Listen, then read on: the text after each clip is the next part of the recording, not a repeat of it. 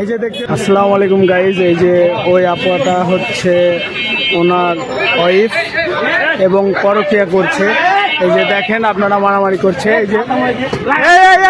এই যে শুরু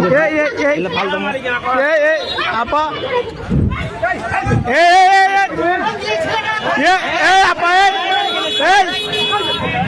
এই যে দেখতে পাচ্ছেন কি বিশৃঙ্খলা, দেখতে পাচ্ছেন কি বিশৃঙ্খলা আপনারা। এই যে ওনার ওয়াইফ, উনি সে নাকি পরকীয়া করছিল।